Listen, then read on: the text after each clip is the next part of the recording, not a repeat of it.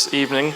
As you can see on the board, we're continuing through the book of Ecclesiastes. We made it to the end of chapter 10 tonight. We're going to cover the last 10 verses here.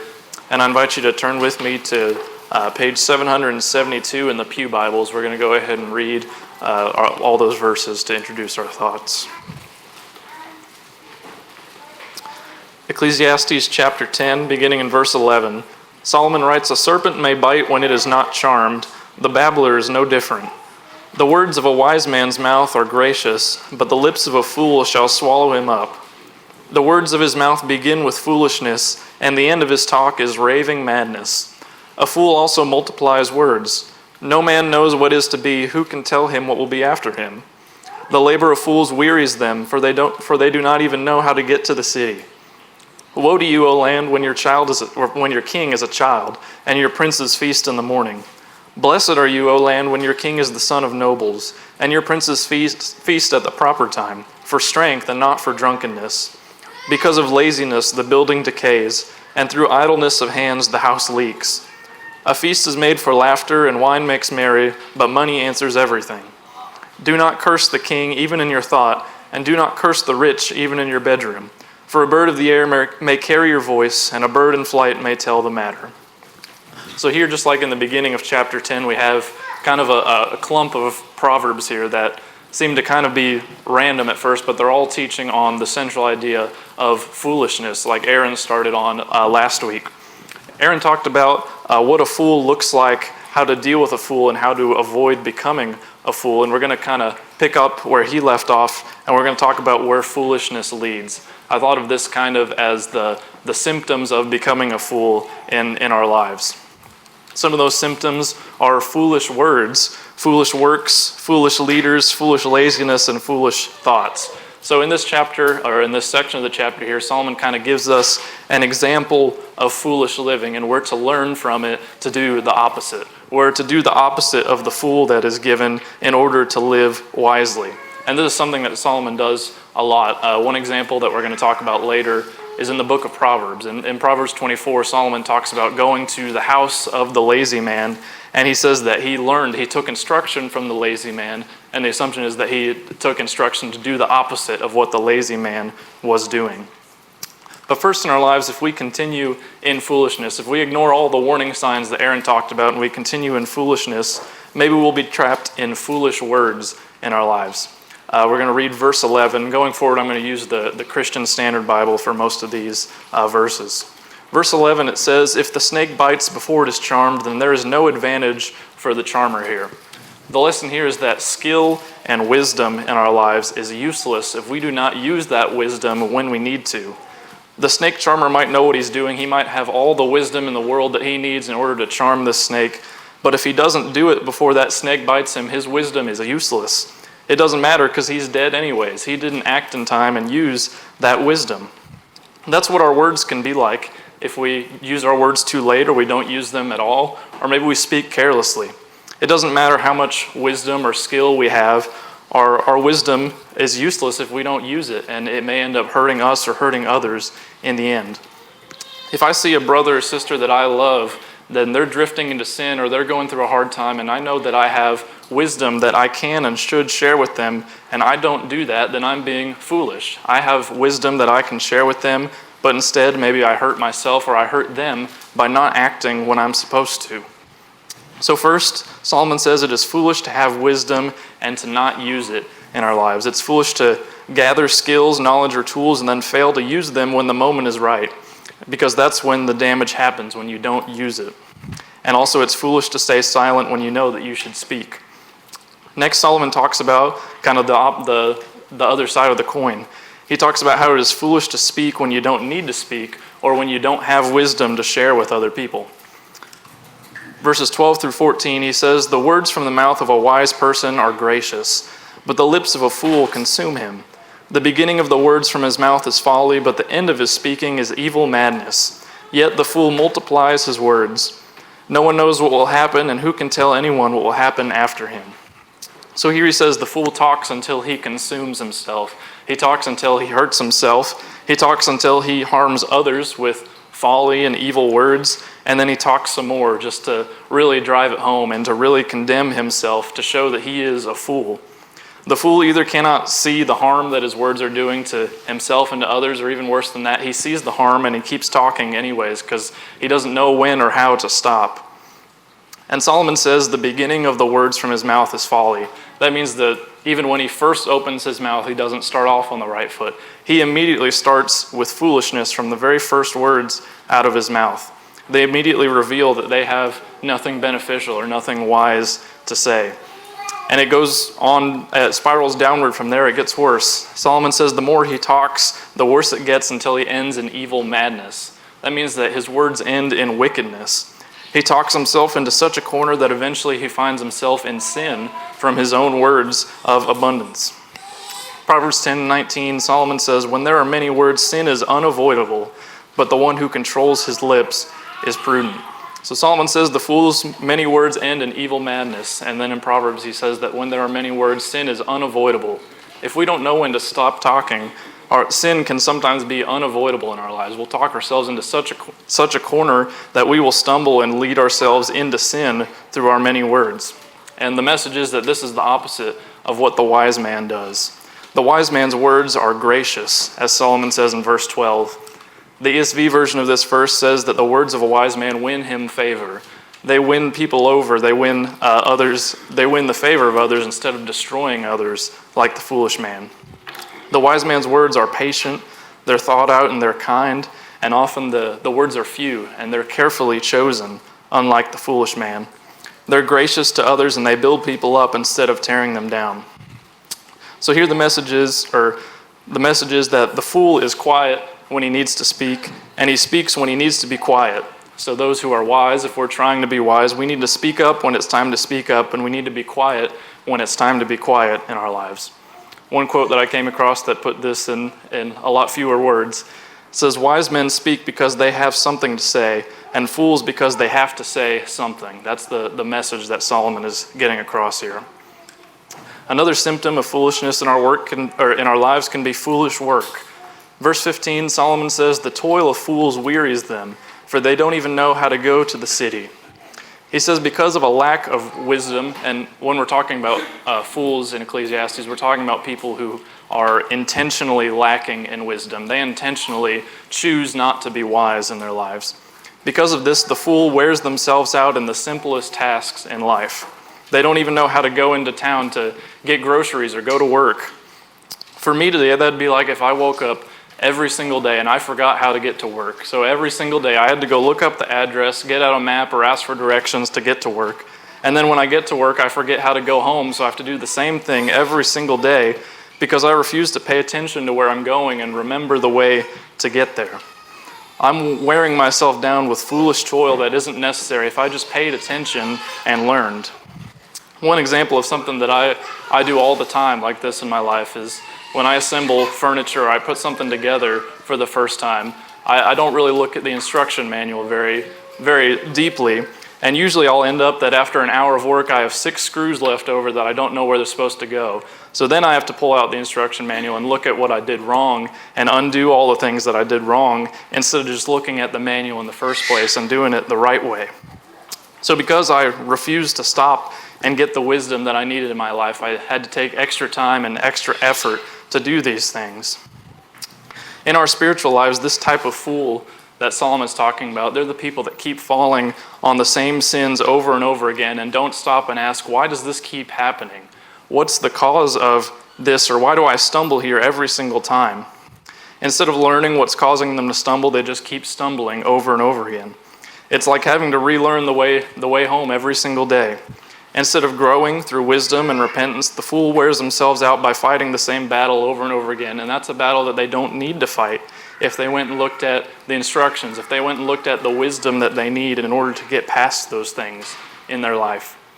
The writer of Hebrews says in Hebrews 12:1, therefore we also, since we are surrounded by so great a cloud of witnesses, let us lay aside every weight and the sin which so easily ensnares us, and let us run with endurance the race that is set before us.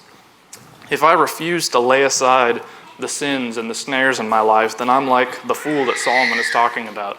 I can't focus on the race in front of me because I'm so busy trying to figure out why I'm so heavy and why I have all these weights weighing me down in the race. So foolish work isn't just about wasting energy. Really, it's a refusal to learn. It's a refusal to grow in our lives. And when we do this, on top of that, we're not being good stewards of the time that we have on this earth. Ecclesiastes has told us multiple times that our life is a vapor. We don't have much time in our lives. And if we refuse to learn, if we refuse to grow in our lives, then really we're wasting the time that we have as well instead of gathering wisdom, as is the message of Ecclesiastes. Next, another symptom of foolishness is foolish leaders. Verses 16 through 17 says, "Woe to you, land, when your king is a youth, and your princes feast in the morning. But blessed are you, land, when your king is a son of nobles, and your princes feast at the proper time, for strength and not for drunkenness." Solomon says a nation suffers when leaders act like children, when they don't know how to control themselves. A king who's immature or princes who throw parties first thing in the morning, they bring misery to their people. Everybody suffers under a leader like that. That's a leader that foolishly indulges instead of serving others. But blessed is the land where leaders live with discipline, where leaders have self-control. They know that there's a right time for joy and a right time for celebration, but there's also a time for self-control and for strengthening themselves. They know to serve others when it's not the right time for joy. Proverbs 29:2, Solomon says, "When the righteous flourish, the people rejoice, but when the wicked rule, people groan." That's the same message here, that wicked rulers or foolish rulers, really they hurt other people more than they hurt themselves. In our lives, when our bosses seem to care more about themselves, or they care about getting the next job more than they care about the people that they're supposed to be managing, really that's miserable for everyone. Everyone suffers in that scenario. When politicians care more about their power and status or moving up to the next job more than they care about the people who elected them in the first place, everyone suffers. And in our families, when parents act like children, like Solomon talks about, instead of leading the children, the whole family suffers. That's not fun for anybody. In the church, if elders neglect the responsibilities that they're given, then the whole congregation can suffer as a result of that. So foolish leaders are the ones who don't see past themselves. They only care about themselves, and they act in the wrong ways at the wrong times and harm others in the process. Because of this in our lives, Paul tells Timothy in 1 Timothy 2, he says, "I urge that petitions, prayers, intercessions, and thanksgiving be made for everyone, for kings and all those who are in authority, so that we may lead a tranquil and quiet life in all godliness and dignity." We need to pray that we are not under foolish leaders, that we are under wise leaders, so that we can live peacefully in our lives. Because when leaders walk in wisdom, the people live in peace, and that's what we should pray to God for. Likewise, we have a responsibility to be wise leaders to those that we are over, that we have a responsibility to in our lives. We need to look past our own foolish or selfish desires and serve others at the right times in our lives. Next, another symptom is foolish laziness in our lives. Verse 18, Solomon says, "Through laziness the roof caves in, and because of negligent hands the house leaks." This house that Solomon is talking about, it didn't just collapse because of a tornado or one big disaster. It slowly rotted from neglect day after day. The owner of this house, they ignored a leak here or a crack there, and then one day the whole roof gave in because it hadn't been cared for. And that's what foolish laziness does in all areas of our lives. It slowly eats away at everything. Our relationships decay when we don't put any effort into it. If I don't keep up with my friends back in Missouri or here in Tennessee, we're going to drift away slowly. A church decays when it rests on past accomplishments instead of pressing forward to spread the gospel. Our spiritual lives decay when we're too lazy to pursue holiness. We start to forget things. We start to drift away. Laziness doesn't just waste time. It destroys everything in our lives. And this fool that Solomon's talking about, they perpetually neglect. They put off repairs for the roof, and then one day they're shocked that the roof caves in on them in their home. Solomon writes about something very similar to this in the book of Proverbs. In Proverbs 24, verses 30 through 34, he says this. He says, "I went by the field of the lazy man, and by the vineyard of the man who was devoid of understanding. And there it was, all overgrown with thorns. Its surface was covered with nettles, its stone wall was broken down. And when I saw it, I considered it well. I looked on it, and I received instruction." It says, "A little sleep, a little slumber, a little folding of the hands to rest, so shall your poverty come like a prowler, and your need like an armed man. So the fool thinks, I'll get to that later, I'll worry about that later. But the wise person knows what fixing it later will eventually lead to if you don't actually do any fixing in the first place. Next, Solomon says, a feast is prepared for laughter, and wine makes life happy, and money is the answer for everything. And when I was studying this was a difficult verse to pin down a meaning for. There were two views that kind of fit the context, so I'm going to tell you about both of them and then tell you which one I lean more towards. One view is that this here is the motto of fools. Solomon is kind of speaking for the fools here, and this is their motto. They're saying that food, fun, and money solve all my problems, and that's all I care about in my life. Solomon is saying that these people aren't lazy. They might even be hardworking, but they're working for the wrong things. They're worried about food, fun, and money, and that's it in their lives. They're not working for wisdom, and they're not working for God. Another view is that Solomon is actually commending these things. He's saying that if you work hard wisely, these are the reward of doing that. It's another passage talking about God's gifts to us and how we are to enjoy the fruit of our labor that God has given us. And we're to enjoy them properly with self-control like the kings and the leaders that we talked about in the previous verses. In a way, both of these can be true. I lean more towards the first interpretation, that this is the fool speaking, if we're keeping in the theme of we're looking at examples of fools and learning what not to do in our lives. But again, even if we're not lazy, we can be hardworking and still end up in the wrong camp, thinking that food, wine, and money are the end-all, be-all of our lives, and end up serving that in our lives instead of serving God. Next and finally, Solomon talks about foolish thoughts. Verse 20, he says, do not curse the king even in your thoughts, and do not curse a rich person even in your bedroom. For a bird of the sky may carry the message, and a winged creature may report the matter. So finally, he says, foolishness isn't just seen in what we say or in our actions, what we do. It can show up even in what we think and in our thoughts and our private words. He says, don't curse the king or the rich men even in your bedroom. In the most private scenario that you can think of, don't think those evil thoughts, because a bird of the air may carry that message away. And he doesn't literally mean a bird is going to come and take that message to the king, but he means that message, that evil thought, is going to get out somehow, even if you don't mean it to. But how does it get out? How can a word in private ever get out to that person that we're thinking about? Well, in the book of Matthew, Jesus says this to the Pharisees. In Matthew 12 and 34, he says, for the mouth speaks from the overflow of the heart. He's saying that that your mouth will eventually reveal the things that you're thinking in your heart and in your mind, if that's all you're thinking about. If your mind is full of bitterness and envy and anger, if your mind is full of cursing those who are above you, it won't take a literal bird to carry that message. Eventually it'll slip out from the overflowing of your heart. But the wise person knows to fill their heart with grace and humility, so that even in private they're being wise. Even when they're by themselves, they're being wise and not cursing those who are above them, because they know that it will eventually get out. It will eventually come back to bite them in our lives. So the fool fills his mind with hatred and cursing, but the wise man guards his heart and his mind from these things so that they don't destroy him eventually.